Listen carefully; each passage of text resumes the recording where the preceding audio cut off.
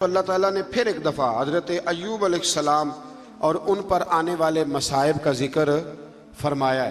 پھر اللہ تبارک و تعالیٰ نے جا کے آیت نمبر 49 میں اہل تقوی کے لیے جنت کی نعمتوں کا ذکر فرمایا اور جہنمیوں کے لیے عذاب کی مختلف صورتوں کا بھی ذکر فرمایا کہ ان کو پینے کے لیے کھولتا ہوا پانی اور جہنمیوں کے زخموں کی پیپ دی جائے گی، جبکہ اہل جنت کو طرح طرح کے پھل اور شراب طہور ملے گا۔ ہمارے استاد گرامی فرماتے ہیں کہ میں ایک دفعہ ایک جگہ پہ کسی پروگرام میں موجود تھا، تو وہاں ایک صاحب تقریر کرتے کرتے کہنے لگے جی ایویں مولوی کہتے ہیں بلا وجہ، جی ایسے کہہ دیتے ہیں قبر میں کیڑے آئیں گے تو فلانا آئے گا۔ اور یہ بندے جب تقریر کر رہے ہوتے ہیں وہ جن کا دعویٰ ہوتا ہے بعضوں کا درویشی کا، تو وہ کوئی حد شد کا خیال کوئی نہیں کرتے۔ اب آپ نے یہ آیت ملاحظہ کی کہ اللہ فرماتا ہے کہ جہنمیوں کے زخموں کا پیپ پلایا جائے گا۔ یہ قرآن مجید کی نص ہے کہ دوزخیوں کو عذاب ہوگا۔ تو مولانا نے قبر کا عذاب بیان کیا تو ایک صاحب اٹھ کے کہا، وہ بعد میں جو سمجھ لیں کہ جو آج کل بنے ہوئے ہیں درویش، وہ کہنے لگا جی مولوی جو ذکر کرتے ہیں یہ اپنی قبر کا کرتے ہیں، درویشوں کی قبر میں پچھو نہیں آئیں گے۔ تو فرماتے میں اٹھ کے کھڑا ہو گیا، میں نے اس کو کہا کہ تو 2 کتابیں پڑھ لیتا تو تجھے بھی سمجھ آتی، وہ جو قرآن نے عذاب بیان کیا تو وہ کس کا کیا ہے، اور جو رسول کریم نے فرمایا ہے قبر کا عذاب تو نبی پاک نے کس کی قبر کا ذکر کیا۔ جی بچھوؤں سے ڈراتے ہیں، جی مولوی فلان کرتے ہیں، اور یہ بہت جاہل لوگ اس قسم کی بات کرتے ہیں۔ مولوی کون ہوتا ہے ڈرانے والا؟ مولوی بیچارے کی کیا حیثیت ہے؟ مولوی تو ناقل ہے، تو ناقل لوگ ہیں، ناقل نقل کرنے والے، یہاں سے نقل کرتے آپ کو سنا دیتے، اتنی سی ذمہ داری ہے۔ اور سورہ یاسین ابھی گزری ہے، اس میں نبی کہتے تھے وما علینا الا البلاغ المبین، بھئی ہمارے ذمے تو کھول کے بیان کرنا ہے، ہمارے ذمے تو کھول کے۔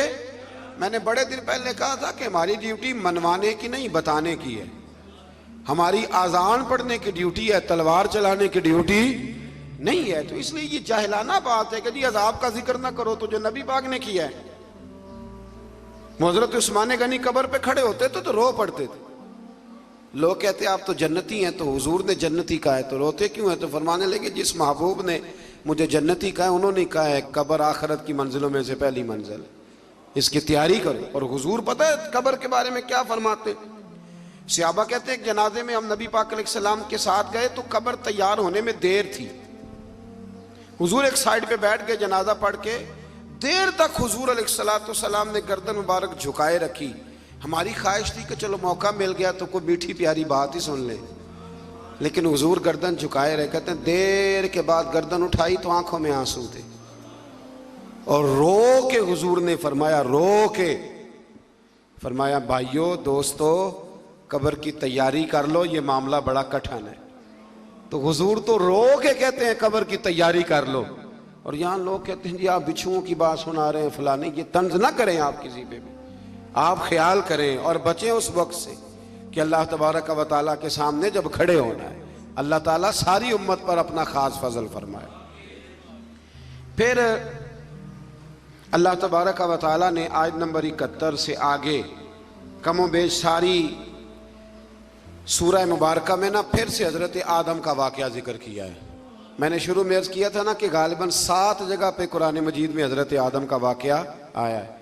پھر اس سے آگے سورہ زمر شروع ہوتی ہے، اس کے اندر بھی اللہ تبارک و تعالیٰ نے بالکل اس کی ابتدا میں حکم دیا کہ دین کو اللہ کے لیے خالص کرو، خالص دین، اس میں کوئی ملاوٹ دین۔ آپ کو پتہ چل جائے کہ گھی میں ملاوٹ ہے تو خریدتے ہو، چینی میں، تو اگر نماز میں ہو جائے تو چلو تھوڑا سا لوگوں کو پتہ چل جائے میں نمازی ہوں، یہ بھی شرک اصغر ہے، ریاکاری بھی، اگرچہ اس کا وہ حکم نہیں پر یہ بھی غلط ہے۔ یعنی چلو صدقہ دیتا ہوں تھوڑا سا، اللہ بھی راضی ہو جائے گا اور بندوں کو پتہ چل جائے گا میں سخی ہوں، تو رب تو خالص دین کو قبول کرتا ہے، خالص، لہذا مخلص ہو کے اللہ کی عبادت کریں۔ آیت نمبر 5 سے ایک بار پھر اللہ تعالیٰ کی قدرت کا ذکر ہے کہ اس نے آسمانوں اور زمینوں کو پیدا کیا، گردش لیل و نہار کا نظام بنایا، اور سورج اور چاند کے لیے اپنا اپنا مدار اور منزلیں مقرر کی، تمام انسانوں کو ایک جان یعنی آدم علیہ السلام سے پیدا کیا. سب کو کس سے پیدا کیا ہے؟ تو پھر سارے کیا ہوئے؟ بھائی بھائی ہوئے نا سارے. کہاں سے پیدا کیا؟ باپ سب کا. لیکن اڑ جاتے ہیں بندے. اب جٹ کو بٹ کہہ کے دیکھیں, اب نام تو لے ذرا. یعنی اتنا اونچا اڑان ہماری ہو گئی ہے کہ اللہ تبارک و تعالیٰ معاف کرے کہ وہ پکڑائی نہیں دیتی. یہ قبیلے تعارف کے لیے ہوتے, تعارف ہو جائے, کوئی اونچا چھوٹا بڑا نہیں ہوتا. نبی پاک صلی اللہ علیہ وسلم نے بڑی وضاحت سے کئی جگہ ہمیں یہ بات سمجھائی ہے. فرمایا ہر ایک کو ہم نے ایک جان حضرت آدم سے پیدا کیا اور انہی سے ان کا جوڑا پیدا کیا, اور وہیں سے وہی جو ماں کے پیٹ میں تہ در تہ ظلمتوں میں انسانوں کی پرورش فرما دیتا ہے. یہ سب اس کی قدرت کی نشانیاں. آیت نمبر 7 میں فرمایا کہ اللہ تعالیٰ کو کسی کی ناشکری کی کوئی پرواہ نہیں. ہاں وہ اپنے بندوں کے لیے ناشکری کو ناپسند اور شکر کو پسند فرماتا. باقی اسے پرواہ کوئی نہیں کہ تم ناشکری کرو. وہ تمہارے شکر ادا کرنے کا کوئی خواہش مند ہاں پسند ضرور کرتا ہے, پر اسے کوئی محتاجی نہ کرو گے تو نقصان اٹھاؤ گے. آیت نمبر 9 سے اللہ تعالیٰ نے فرمایا کہ عالم اور جاہل برابر نہیں ہو سکتے. قل هل يستوي الذين يعلمون والذين لا يعلمون. فرمایا کہ عالم اور جاہل برابر ہو سکتے ہیں. کون کہہ رہا ہے؟ تو اگر کوئی جاہل اٹھ کے کہے مولویوں کی پتہ ہے, اور اللہ تعالیٰ خیر کرے 2-3 جگہوں پہ تو جاہلوں کے بڑے ہی ڈیرے ہیں, ایک حکمرانوں کے گرد, ایک درباروں کے گرد. بلکہ میں اکثر کہتا ہوں جتنا بڑا جاہل ہو نا اتنا بڑا پیر ہوتا ہے.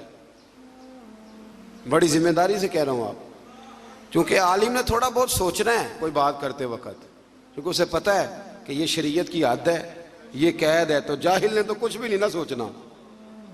تو جاہلوں کی کرامتیں بے شمار, ادھر بھی کرامت ادھر بھی کرامت, یہ بھی کر دیا وہ بھی کر دیا. اور جاہل کی ایک بہت بڑی علامت ہے کہ وہ ہمیشہ علم کی مخالفت کرے گا. پکی بات ہے, چونکہ خود جاہل ہے لہذا علم کی ہمیشہ. بہت سارے ایسے پیر ہیں لوگوں کے کہ جو نہ ان کا نکاح پڑھا سکتے ہیں نہ جنازہ پڑھا سکتے ہیں.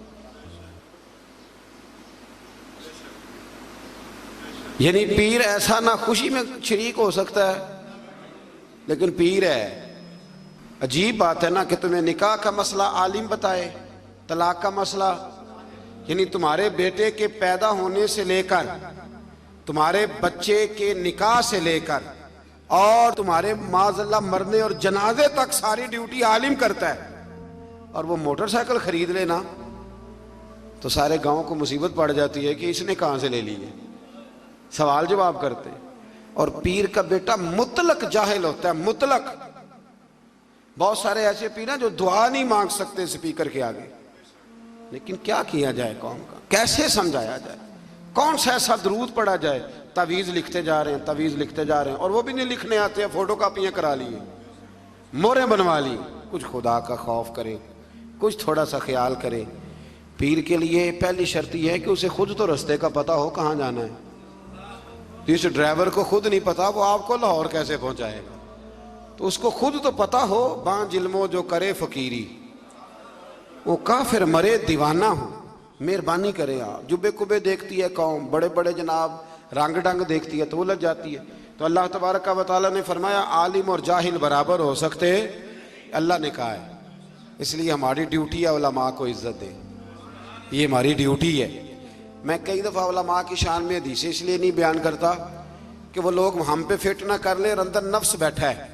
وہ بھی کئی دفعہ کہتا ہے کہ چاہے تو اپنی بات کر رہا ہے,